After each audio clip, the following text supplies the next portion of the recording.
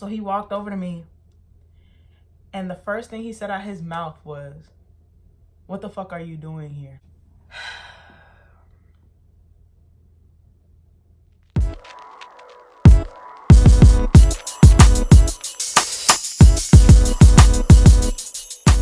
Hey guys, it's your girl Queen Kodak, back with another video, another story time of that. This story time is based off of what the title says, how my little dirty ex-boyfriend cheated on me with my dirty ex-friend, like ex-best friend at that. So basically I'm gonna give it to you short and sweet. Me and my ex-boyfriend, we were off and on. We had this weird situationship. We were dealing with each other for 5 years, like off and on. It was so much drama. We went through so much stuff together, so much stuff apart. Like we was just like battling each other the whole 5 years. Like it was toxic, was an understatement. Like, but he was my first for everything. He was my first love, first kiss, first everything. So I just was riding for him, like, and he was always in my life and I was always in his life. So it was kind of like we couldn't let each other go. I had a friend, a best friend at the time, and she also was dealing with him while I was dealing with him, and it caused a problem in our relationship. We could not be friends because a lot of shady shit was going on during our friendship, all types of stuff like that. She's sleeping with him, she's giving her virginity to him, knowing that he messing with me, and she just a whole bunch of stuff. All three of us, we just it was a love triangle. It was a love triangle. Like, this shit was ridiculous. And back then I was young and dumb. Now, you could never put me through that shit ever in life. Like, you got me fucked all the way up. You got me fucked up. I'm not dealing with that. So now I'm older, I'm wiser, you know what I'm saying? But enough explaining, let me just tell you the story. So basically, he and I had been off and on since 2010 to 2015. So I was riding with him for 5 years. He was my friend first before everything. And we just developed and we grew, and it just got worse and worse because we were just trying to find ourselves. We were young. We were trying to discover life. He was in the military. He was traveling the world. He was around different people. But this guy is he put me through a lot of stuff, and he's the heart of a lot of story times because, my God, he put me through experiences. Basically, in this story, he had been sent on a deployment to the Middle East. He was talking to me for 6 months, like all day, every day he got the chance to. When he was in the Middle East, I was living in Jersey. That's where we met each other in high school. I was in Jersey, and my ex-best friend, she actually lived down the street from me. She was also in Jersey, but a lot of the girls, a lot of the flings, a lot of the people that he was flirting with, once they realized like he was out of sight, he was out of mind. Like, they weren't really caring for him how I was caring for him. Like, I was loyal to him. So basically we would communicate every day. Like, I was holding him down. He was all the way over there, but I was still holding him down. Like, for 6 months we would talk all the time, every time we got the chance to. Didn't matter, regardless of the time difference, regardless of whatever, I was there for him. He came back from the Middle East, and I was right there, front line, to greet him, hug him. Like, I was the only one there. And I had everything set up for him, rental car, hotel, like I had everything set up for him because, you know, that's my baby. Like, we were getting really serious, like past the games, past the confusion, past the heartache. We was developing, and the ground didn't seem shaky. So when he got back from the Middle East, I greeted him. We got everything set up, whole bunch of stuff. We had all that out the way. He told me, he had a conversation with me and told me, like, I'm trying to be serious with you. Like, I'm done playing these games. Like, you've been with me the whole time. Like, I never in my mind had to ever question if you were doing anything with anybody. Like, you and I have been this, and I want to take it seriously. This is not a game anymore. So these are the words that I wanted to hear. Like, this is finally what I've been waiting for you to say. I'm waiting for you to wise up. I didn't pressure it out of you, you know. So I was just so happy to hear that. Like, I was so ready. So I don't know what happened between that day and like the day he went on leave, because he went on leave right after because I was in San Diego with him. He was at Miramar base, and I was with him in San Diego, and we were going back to Jersey, and I told him, like, look, I'm really nervous about you going back to Jersey because, you know, my ex-best friend is back there, and all them girls that was all in your face and stuff kikiing with you are back there, and I don't want you to lose sight of what you just told me. He's like, you got to trust me. Like, We've been developing our trust. We've been building our trust this whole time. So just trust me. So I said, okay, I'm going to trust you. I was scared, but I said, okay, I'm going to trust you. So he went home. Then he told me, like, the second day he got back, and I was working at Sports Authority at the time. The second day he got back, he was like, oh yeah, I'm going to go hang out with my ex-best friend. Let's give her a name. Let's give her Bella. He was going to hang out with Bella. So I'm like, why? Now I'm nervous. Like, I'm getting that feeling in my gut. I'm getting anxious. I feel like I got a low-key vomit. Like, I'm worried. He was like, don't worry. Trust me. I'm going to keep it strictly platonic. There's nothing going to happen between us. Stuff like that. He was like, you just got to trust me. You got to trust me. I'm like, all right, I'm going to trust you. Like, so I just didn't know, like, every fiber in my being told me, like, this is not okay. So I had work that day. I was working a 2 to 10 shift. And I was just like, okay, just text me. He's like, I'm going to text you the whole time. Like, I don't want you to feel like nothing. So he was texting me. Sidebar, before I went to work, I did see him because I slept over his house the night before. So before I went to work, I saw what he was wearing that day. He had on a black hoodie with a white, with like a gray beater underneath. He had on jeans and some sneakers or whatever. He had some casual on. He was not doing too much. So I was just like, okay, I'm gonna trust you. You know what I'm saying? So when I was texting him, like, he was keeping up with me in the first little bit, but then, like, as time went along, like, the messages started getting a little bit more delayed. And he was like, oh yeah, we going to the movies. So I'm like, going to the movies? What the fuck y'all going to the movies for? What is this, a date? What are y'all going to the movies for? Oh, we're just friends. We're just friends. You need to trust me. What did I tell you? What did I tell you? So I said, okay. Okay. Now my gut revving up. My gut revving up. It said, no, no, no, no.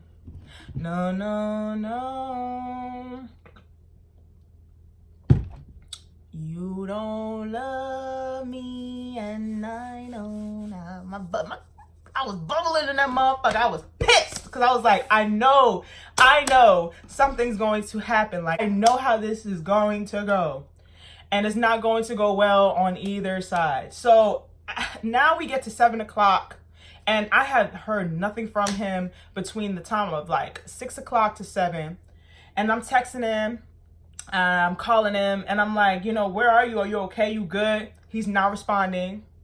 Now it goes from 7 to 10 o'clock closing. No word.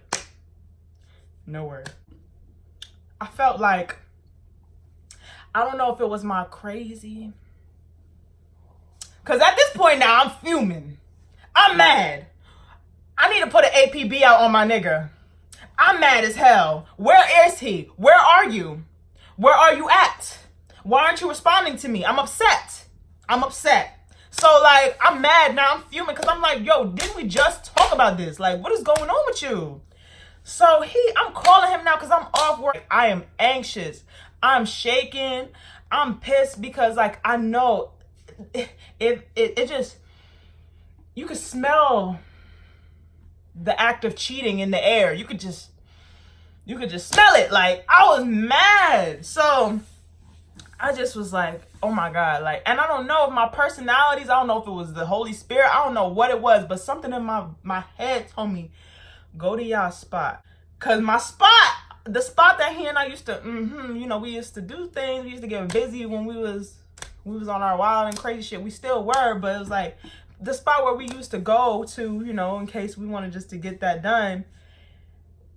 Something told me, like, it was on my way home from work, and it was just a smooth right that I had to take on my way home from work, and I would find that spot. So I listened, and I bust that right.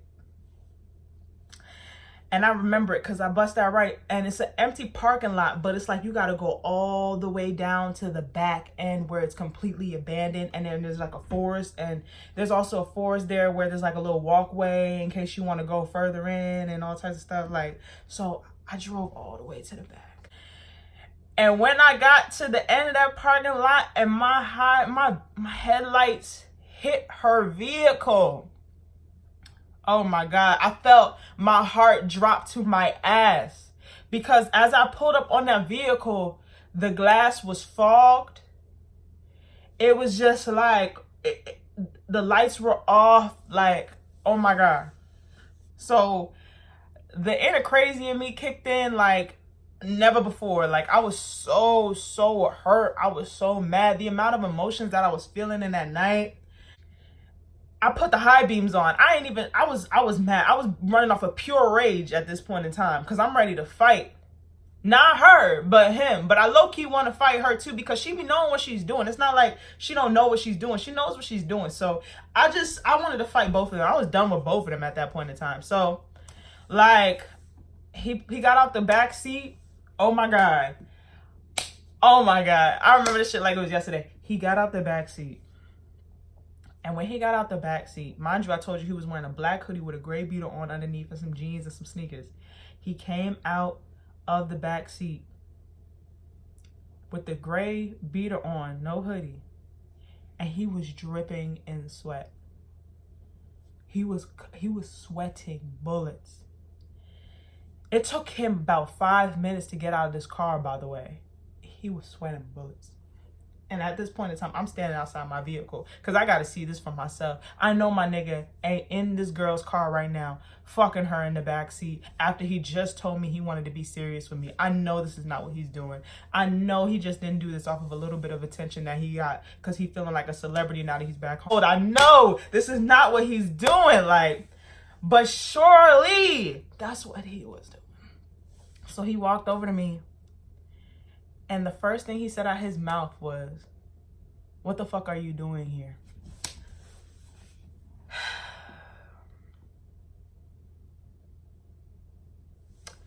What the fuck are you doing here? That's all you gotta say. Oh no, I cocked back. I cocked back and slapped the fuck out of him. It was like an instant knee-jerk reaction for even saying some disrespectful shit like that to me after everything that I've done for you, after everything we've been through, after everything we talked about a couple days prior. The first thing that you could say is, "What the fuck you're doing here?" I was so mad. And I don't know if I was wrong and I don't know if I was right, but I can't change the past and I really don't give a fuck because I felt like he needed that fucking slap. I said, "Who the fuck are you talking to?" Because you obviously got me fucked up. Like, yo, I was hurt beyond words. Nobody could begin to fathom how I felt because you weren't in my experience. So, I mean, like, before you pass judgment and before you say anything in the comments, like, girl, you should have just done the third, you were not walking in those shoes that I was walking in. You might be able to relate, but you don't know exactly what I felt. And that shit felt ridiculous. I love this man with my whole soul. Like, so when he did this, it was just like, again, like, are you serious? But this time you told me, like, you promised me. So I slapped him. And he grabbed my hand after I got done slapping. He was like, "Take your hands off me. Don't touch me. Don't touch me." I know. I shouldn't. Don't care. So the girl pulls up in the vehicle. And she pulls up beside him. And she takes his shopping bags out. And she gives it to me. She's like, "Here." I said, "Ooh, baby." Because my problem is not with her. Because she can only do what he allows. She really can only do what he allows. Yeah, I don't fucking like her no more because she's grimy, but she can only do what he allows. And right now, my problem is not with you. My problem is with the one that made the agreement with me, the commitment, and told me that they was trying to be in it with me for the long haul. That's who my problem is with. So when she came over to me with them shopping bags that they had from the mall and tried to hand them to me, I said, "Girl, you want him so bad? Drive him home and take him. Since you want him from me so bad, take him." Like, so she was like, "Okay." And she gets back in the car. He was like, "I'm gonna get in your car." I said, "You're not getting in my vehicle. You wanted to lay up with her. You wanted to fuck this girl. So get in her car and let her drop you off.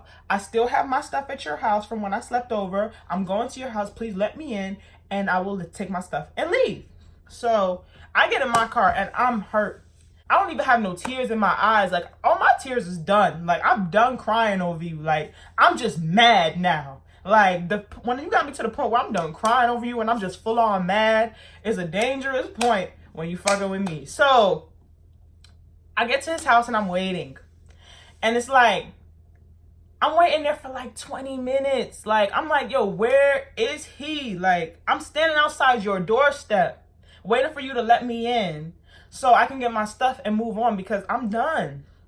Like, I gotta go. Like, I gotta get my thoughts together. Like, this is too much. And I'm waiting and he never shows. So the voices came back and was like, go to your other spot. The voices was calling, I answered, and I went. So I went to our other spot. It was around the corner from his house. And what do I find? I find him in the parking lot again with the girl. Like, at this point now, you're being disrespectful. At this point now, you're being disrespectful. Because, like, this is too much. Now, I'm pissed. Because, like, girl, you knew and he knew. Now I got a problem with both of y'all.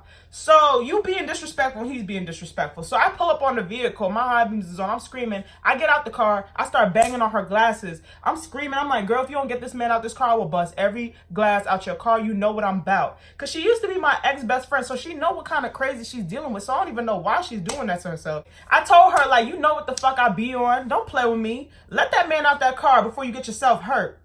Don't play with me. So she in the car, like, she broke down crying. She was hysterical. She was just like, she was hyperventilating in the vehicle. Like, the doors was locked. She was shook. She was shaking. She couldn't even touch the wheel. Like, she was like, get out the car. Get out the car. You know she crazy. You know she crazy. Get out the car. Now, I'm not like that anymore. We're just going to put that out there. I'm not like that anymore. But when a woman is fed up, when a woman is fed up, that's all I gotta say. When a woman is fed up, okay? Things can get real ugly in that motherfucker. So, he was just done. Like, he was like, fuck it. I'm gonna get out the car. I'm gonna go in her car. And he gets in my car. And y'all, I'm not even gonna disclose the rest. Because when he got in my car, it got real violent in that vehicle, okay? It got real violent, all right? And I was just so through. Like when he got in there, I locked all the doors and it was going down from there. Like, I'm not even gonna discuss that. That's another story time for another time. But like, he just didn't know. He didn't understand, like, this is not how you're supposed to treat people. Like, and at that time, I don't know why I stayed. I don't know why I kept putting up with it. I just really, really wanted him to love me. I really wanted him to see me for all that I was and all that I could be. Like, but at that time, he wasn't ready for that. He wasn't ready for a good girl. He wasn't ready for that. He wanted to live on the edge. He wanted to make mistakes. He wanted to do things like that. Eventually, later on down the line, I did leave him.